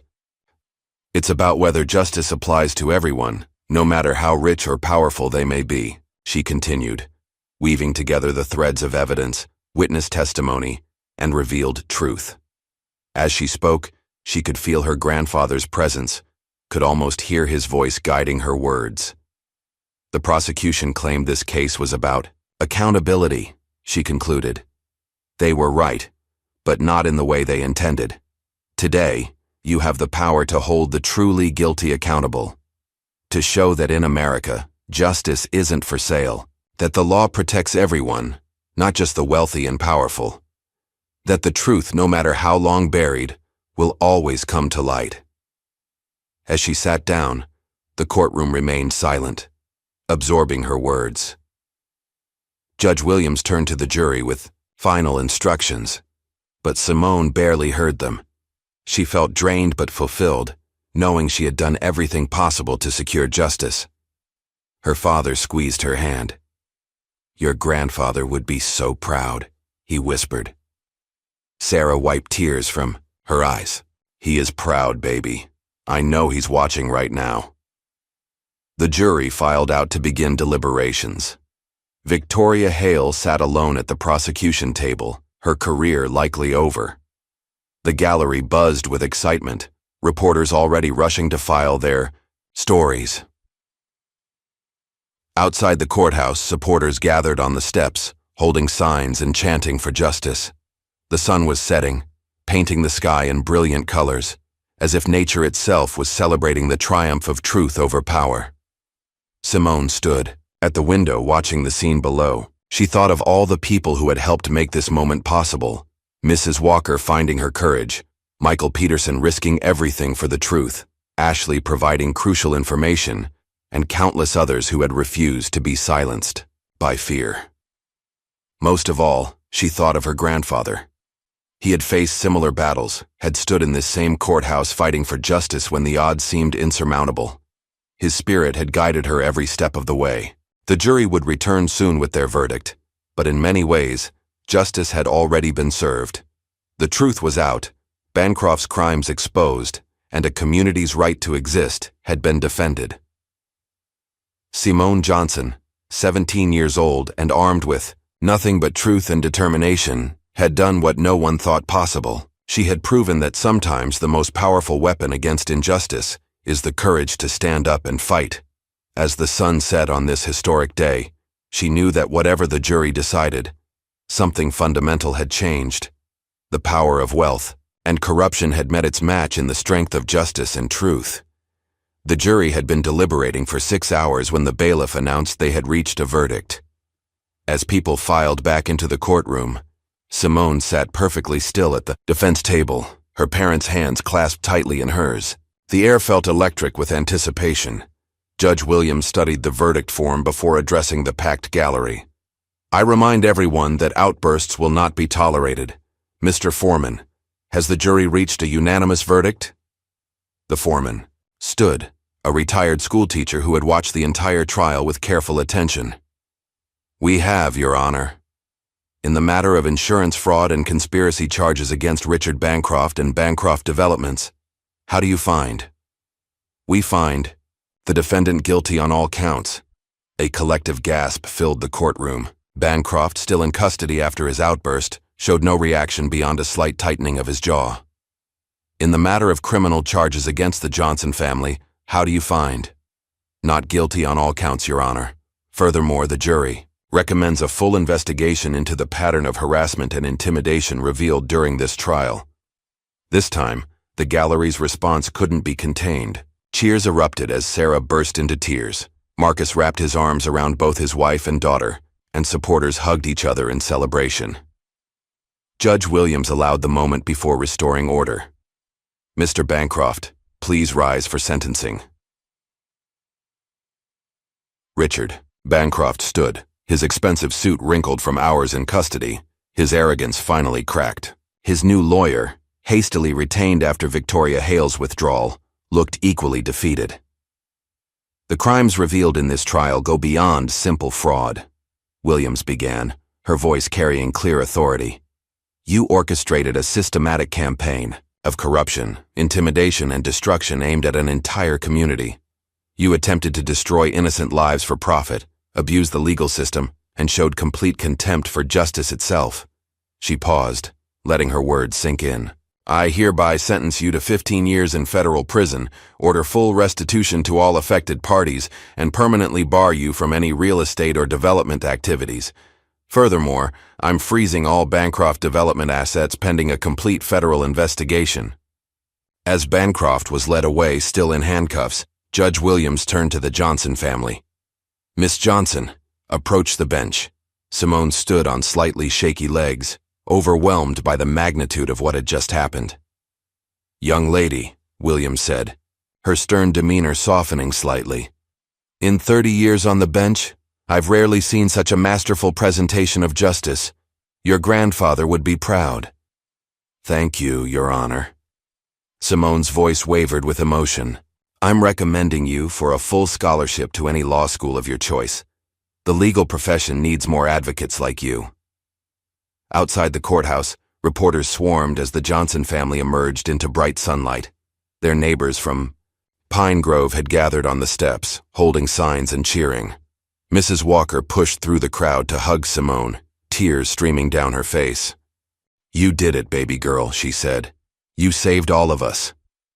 Michael Peterson stood at the edge of the crowd, his injuries still visible but his expression peaceful. "Thank you for making my sacrifice worth it," he told Simone. The truth finally came out. Reporters shouted questions. "Miss Johnson, how does it feel to win your first case? Will you be pursuing a legal career? What message do you have for other young people fighting injustice?" Simone stepped up to the microphones, her father's steady hand on her shoulder. This victory belongs to everyone who refused to be silenced by power and money. My grandfather taught me that justice doesn't belong to the wealthy or powerful. It belongs to anyone brave enough to fight for it. Back in Pine Grove, the celebration spilled into the streets. Neighbors who had been afraid to speak up now shared their stories of Bancroft's intimidation. Others brought out old photos remembering the community's history of resistance against those who would destroy it. Sarah organized an impromptu feast with everyone contributing dishes. The same people who had watched in fear as the Johnsons stood alone now gathered to celebrate their shared victory. Ashley, the courthouse clerk who had helped behind the scenes, joined them. "I was so scared of losing my job," she admitted to Simone, "but watching you stand up to them gave me courage." As evening fell, Simone slipped away from the celebration, walking to the small cemetery where her grandfather was buried. She placed her legal notes on his gravestone, along with the NAACP pin she'd worn throughout the trial. "We did it, Grandpa," she whispered. "Everything you taught me, everything you fought for, it made a difference." The sound of footsteps made her turn. Judge Patricia Williams stood there, having changed from her judicial robes into casual clothes. "I knew your grandfather," she said quietly. "He taught me my first lesson about justice, back when I was a young lawyer facing my own impossible case. Mind if I join you?" They sat together on a nearby bench as twilight painted the sky in purple and gold. Williams shared stories about William Johnson's early cases, the battles he'd fought, the lives he'd changed. "He never gave up," Williams recalled. "No matter how powerful the opposition, no matter how many threats he received, he believed justice was worth any price." "I used to think he was just teaching me about law," Simone said. "But it was more than that, wasn't it?" Williams nodded. "He was teaching you about courage, about standing up when everyone else sits down, about fighting for what's right, even when it seems impossible." Back at the house, the celebration continued. News crews had arrived to interview community members, capturing the story of a neighborhood that had fought back against corporate greed and won. Marcus found his daughter still sitting in the cemetery. "Your mother's looking for you," some big shot law firms called, wanting to talk about internships. Simone smiled. "I'll be there in a minute." After they left, she touched her grandfather's gravestone one last time. "Thank you," she whispered, "for everything." The next morning brought a flood of media coverage.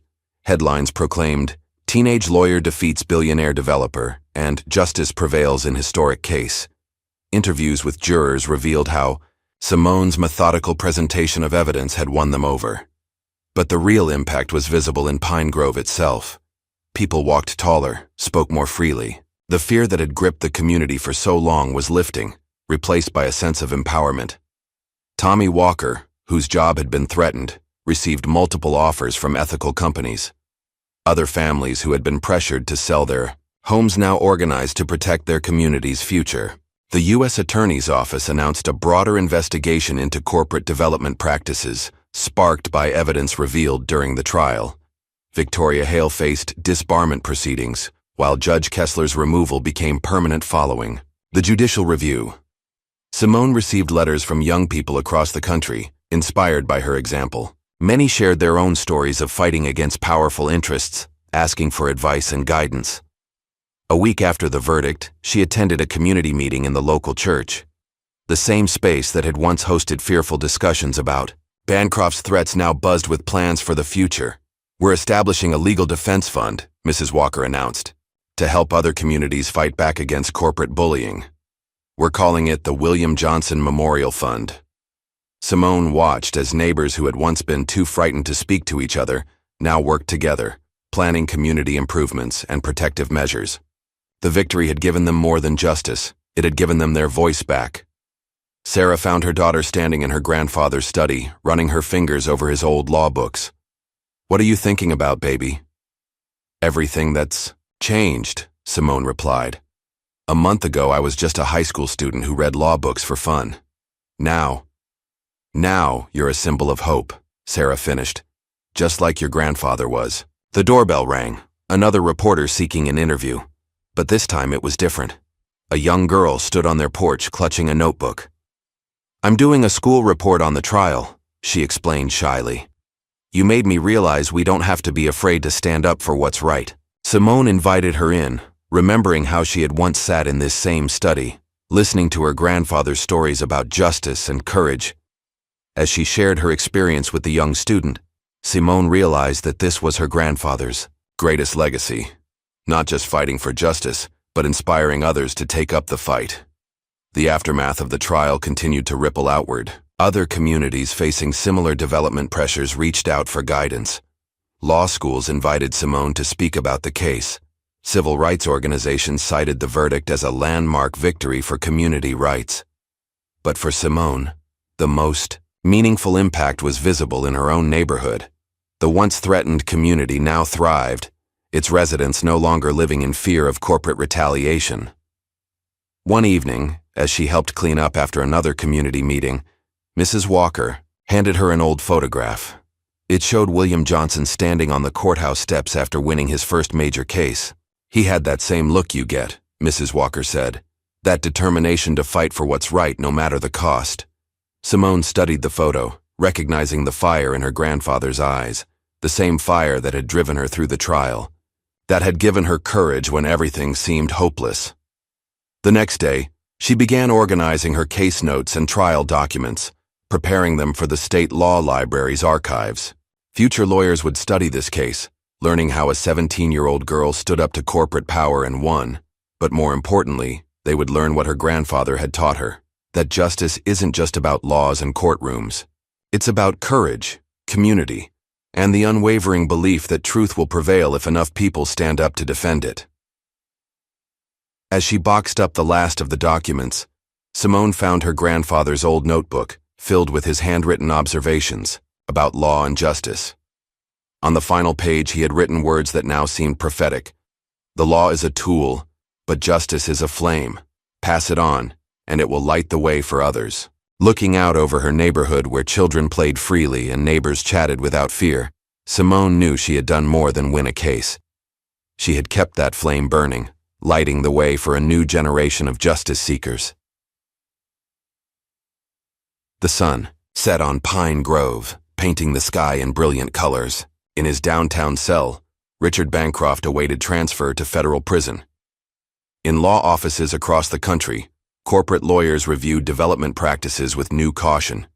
And in countless communities, people began to stand up, inspired by the story of a teenage girl who proved that justice was stronger than money and power. Simone Johnson, 17 years old and newly awakened to her purpose, smiled as she watched her community embrace its hard-won freedom. Her grandfather's legacy lived on, not just in the victory they'd achieved, but in the courage they'd inspired in others. The flame of justice burned brighter than ever, ready to light the way forward. Early morning mist blanketed Pine Grove Cemetery as Simone knelt before her grandfather's gravestone, carefully arranging her collection of trial documents. The morning dew dampened her dress, but she barely noticed. 6 months had passed since the verdict, and today felt like the right time to share everything with him. "I brought you something, Grandpa," she said softly, placing her worn briefcase, his old briefcase, beside the stone. "Every note, every motion, every piece of evidence. I thought you should have them." She ran her fingers over his name, William Johnson, Disgui, champion of justice. Below it, someone had recently added fresh flowers and a newspaper clipping about the trial's impact on corporate development practices nationwide. "The federal investigation is still ongoing," she continued, organizing the papers. "They've uncovered similar schemes in 3 other cities. More whistleblowers coming forward every week. Turns out we weren't the only ones Bancroft tried to destroy." A gentle breeze stirred the papers, and Simone smiled, remembering how her grandfather used to say that win through papers was justice whispering its secrets. She pulled out the final appeal denial for Bancroft, 15 years with no possibility of early release. "Victoria Hale was disbarred yesterday," she added.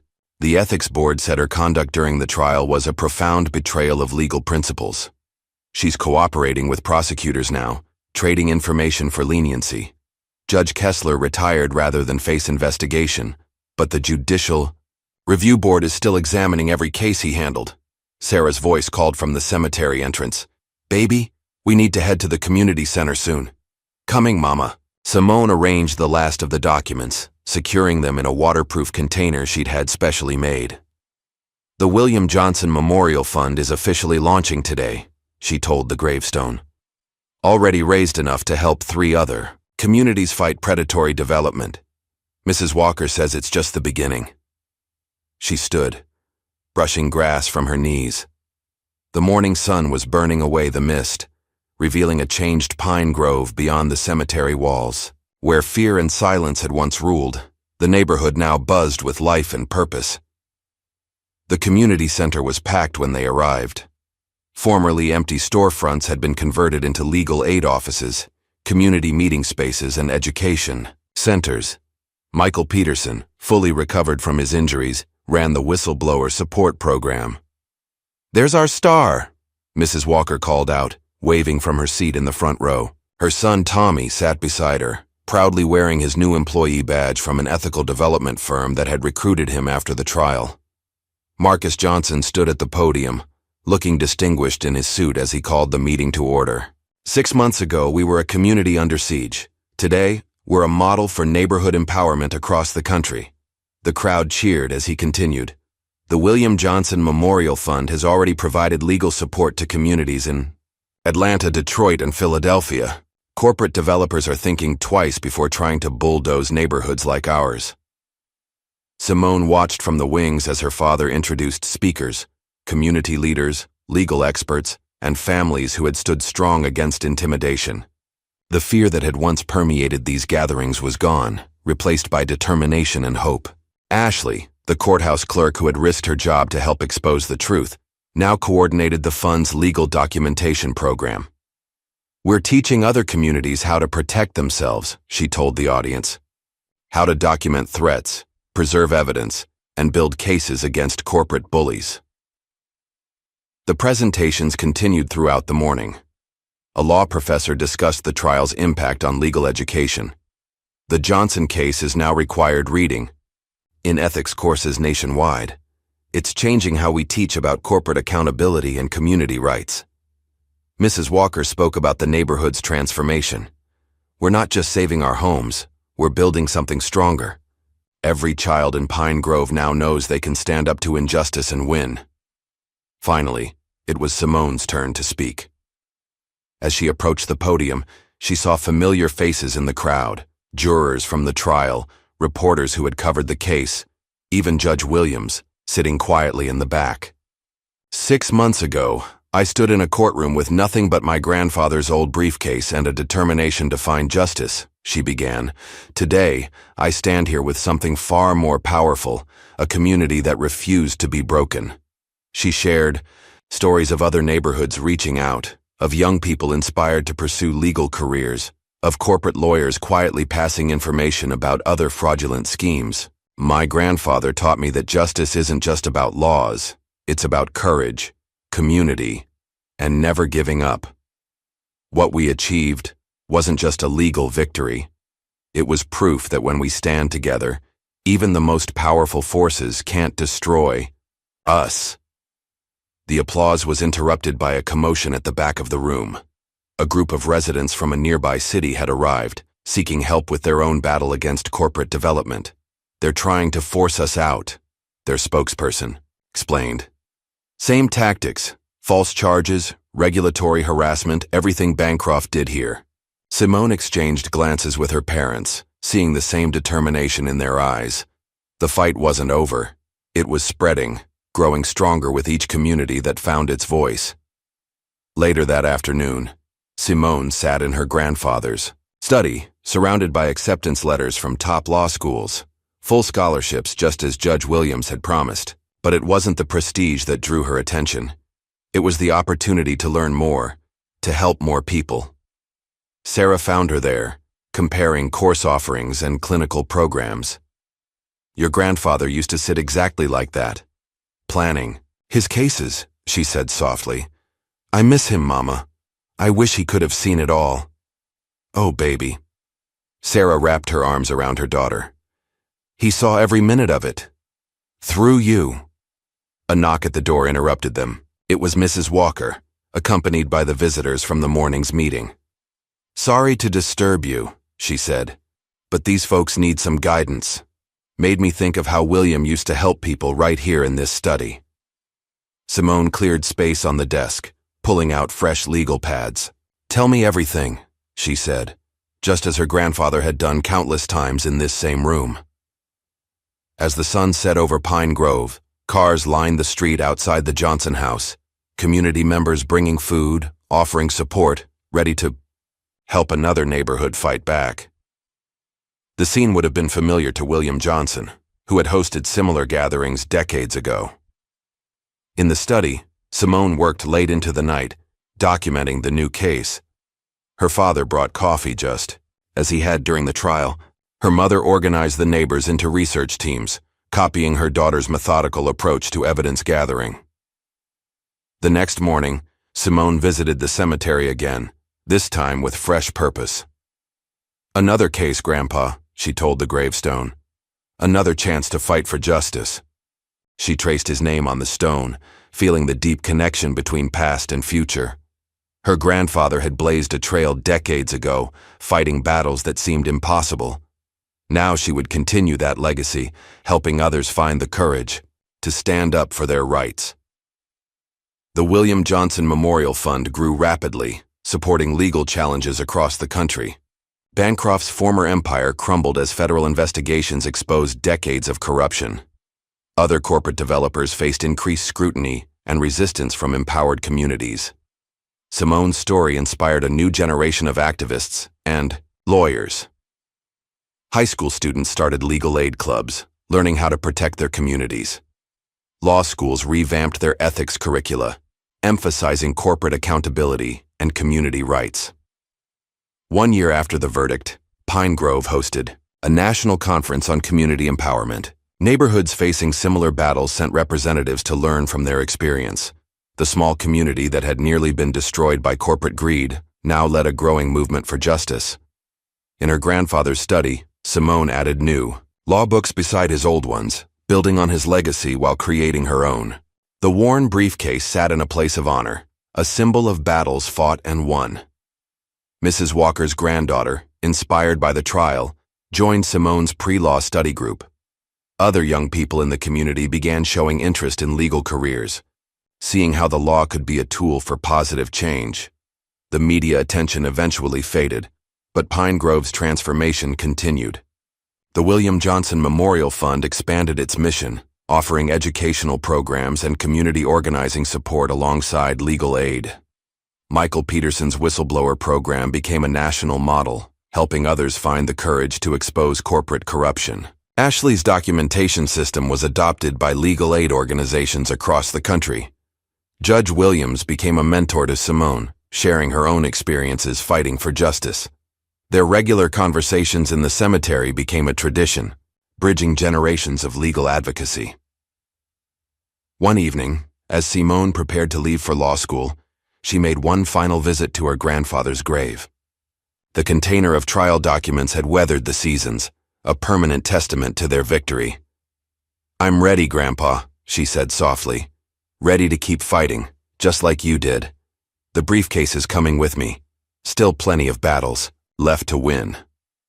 As she turned to leave, the setting sun cast long shadows across the cemetery.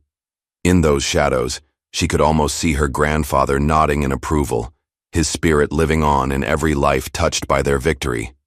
Pine Grove would never be the same.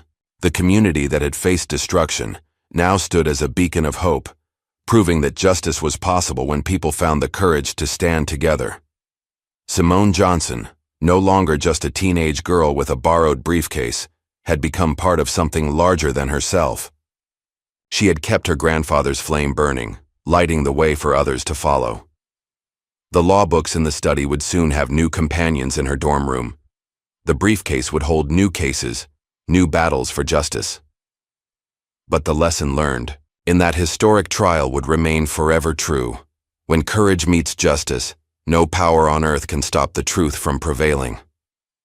As night fell over Pine Grove, lights burned in windows throughout the neighborhood. In homes that had once faced destruction, families planned for the future. In the community center that had once hosted fearful meetings, new generations learned about their rights. And in countless other communities across the country, people stood up against intimidation and greed, inspired by the story of a 17-year-old girl who proved that justice was stronger than money and power. The legacy of William Johnson lived on, not just in his granddaughter's victory, but in every life touched by their fight for justice.